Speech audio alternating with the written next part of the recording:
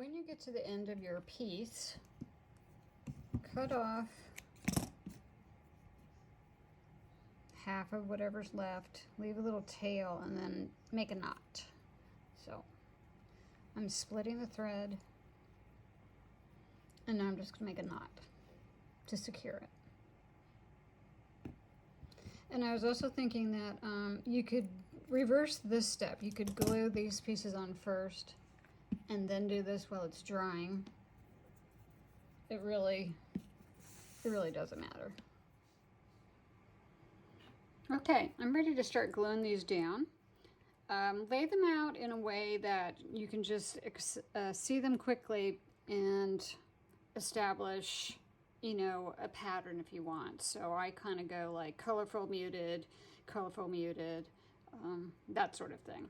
Have scissors handy in case you need to make some cuts into your fabric, which you will, because especially right here, this is a piece of plastic that's sitting up, and in order for this to lay flat, once again, I'm going to need to make those slits in there. Pick your front and your back and put your favorite piece on the front, and I like this one quite a lot. Now look at the bottom here. This is why we wanted some of the bottom pieces to come up over the top. It's because now when you go to put this down, you don't have to do any patching later with additional fabric. Okay, so same thing. Get your glue. I just wet my paintbrush, and I'm just going to lay a whole bunch of glue down.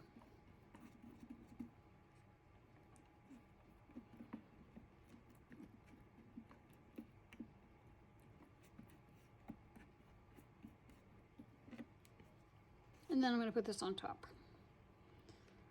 As you can see, I need some glue here. And then I'm going to get my paintbrush wet again and start laying it flat. It's the water mixed with the glue and the paintbrush. And at the same time, I guess I'm pushing the paintbrush around that edge. Okay.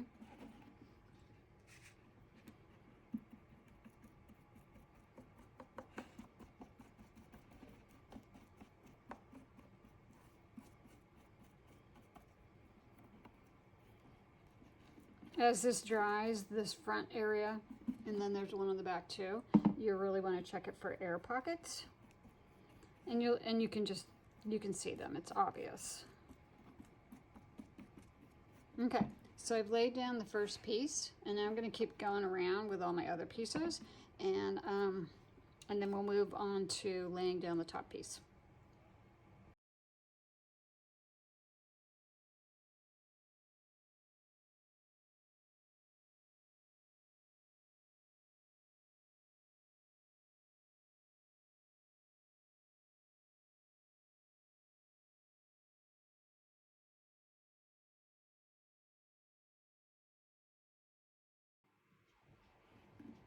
Okay, this is fairly dry. Once again, I put it in front of the fan. I mean, it still has some drying to do, but I'm ready to finish up for the video. Okay, so we have to put some fabric here and figure out what we want to do here. So I had embroidered, just did a straight stitch on this piece here.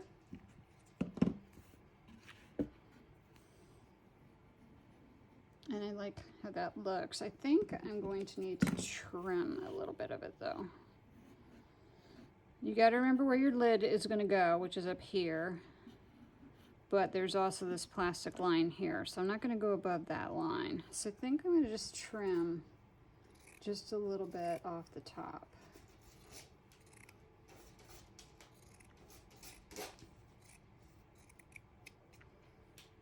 Remember to make some slits so that when you glue it down, it lays flat. Yeah, I like that better.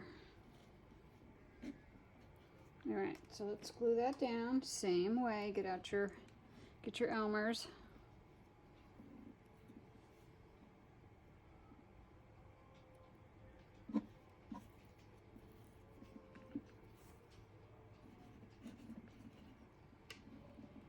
And then start laying it down. And on this piece, you're probably going to have to maneuver your fabric just a little bit. And if you see a spot where you could use another cut, then make the cut.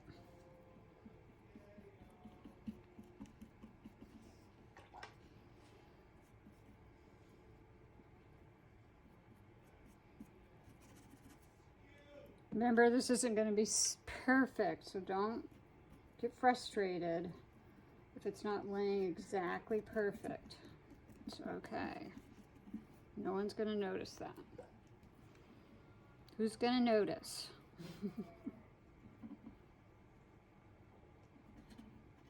And speaking of fabrics, make sure that you're using a lightweight fabric for this project. If your fabric is heavy, it's not going to work for you.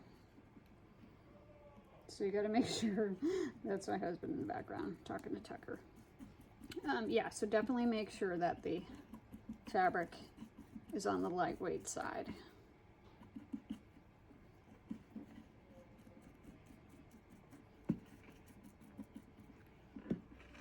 Okay, now we'll do the back side. You can also use scrap fabric, of course. So on the first container I made, I had some old lacy skirt. So the bottom I cut off, and since it was laced and pleated, it, you know, wrapped around very nicely.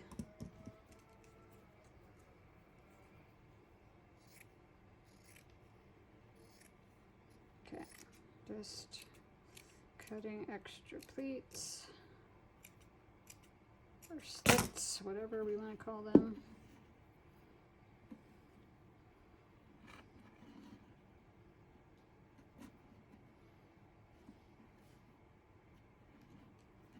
And glue it down.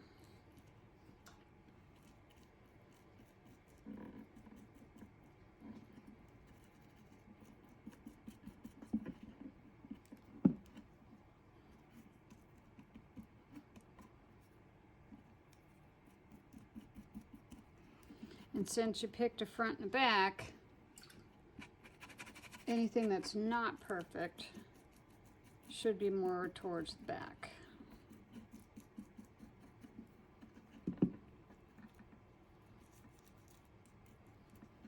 It's like I have a lot of puckering up here. And this particular cotton is thicker than the muslin that I was originally using.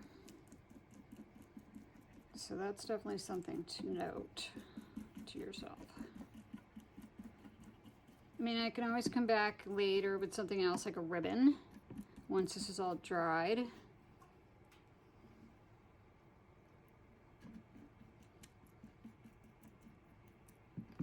And also, let me tell you, if you are struggling with something and you feel like, oh, this fabric's not working, like maybe, you know, you chose a different cotton than the muslin, then take it off and don't get frustrated. Work with something that's gonna not frustrate you.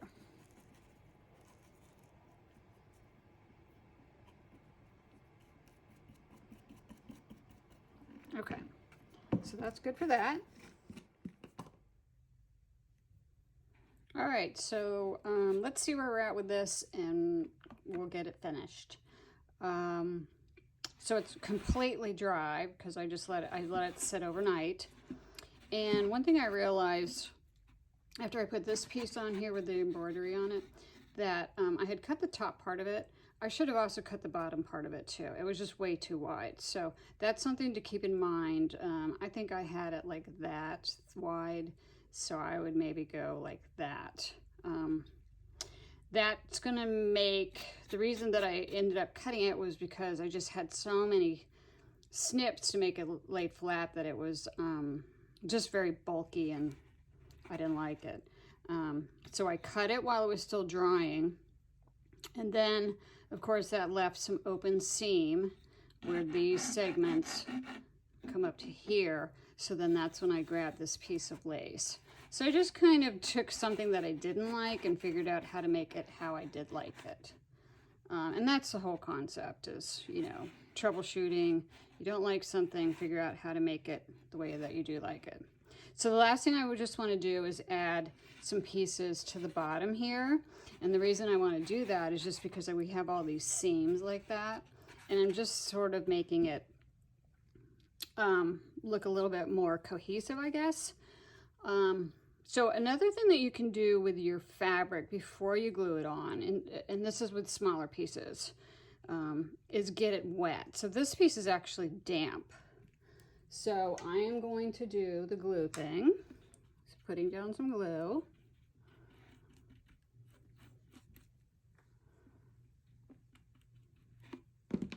And then because this is wet, it's really going to stick to it.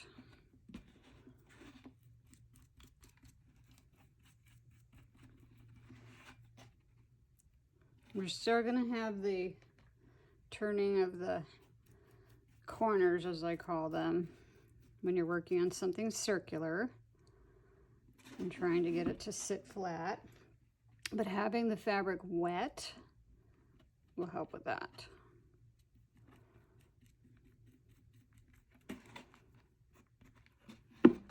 Rolling away from me. You can tug on it a little bit.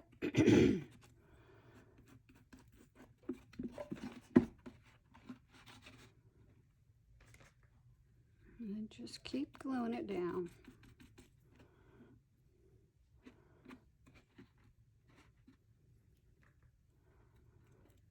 The other thing when my piece was drying is I did keep looking and checking on it though, and I kept finding some areas that needed re-gluing. So be mindful of that. And so I just, like, I think it was like something like this corner was lifting. So just added some more glue. Okay, so this piece has this weird ridge here. I'm not going to worry about covering that. I'm just going to cut a smaller piece and do like that. And so this fabric that I said, you know, you can get wet, it's just damp, so it's not saturated. Okay, I think that's good. Also, if you're overlapping fabric on top of fabric, you will get lifting. So try not to have a lot of fabric on top of another piece of fabric. But of course you can just add more glue.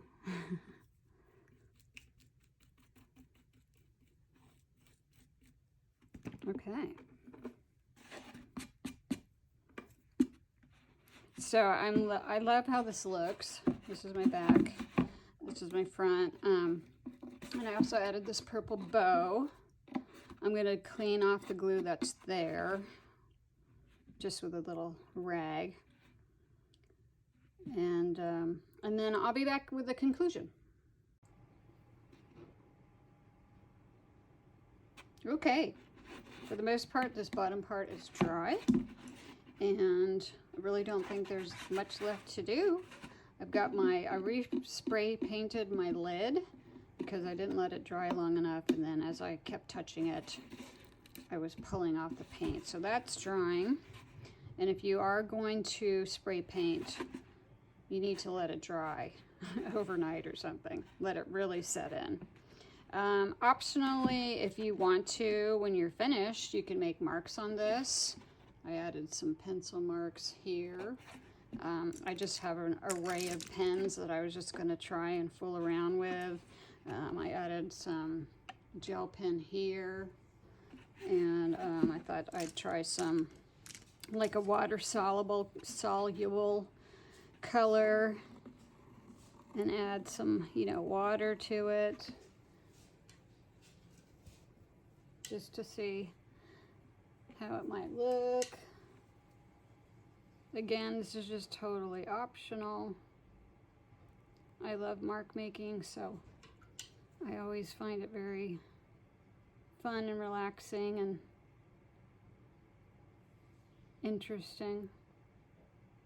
when that dries, I could add some white gel pen to it. So yeah, those are just some things that you can do.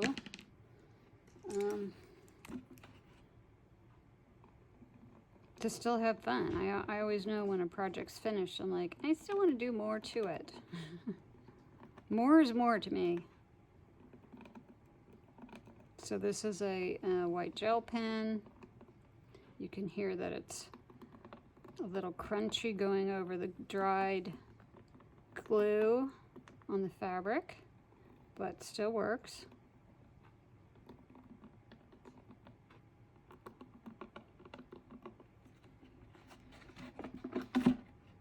So yeah, there you go.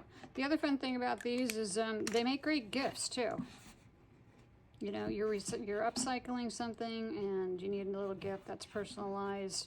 You could totally, you know, get out one of your containers that you're done with and make something, and with the lid on it, put something in it, I don't know, some cookies or, you know, whatever you want, and hand it off as a gift.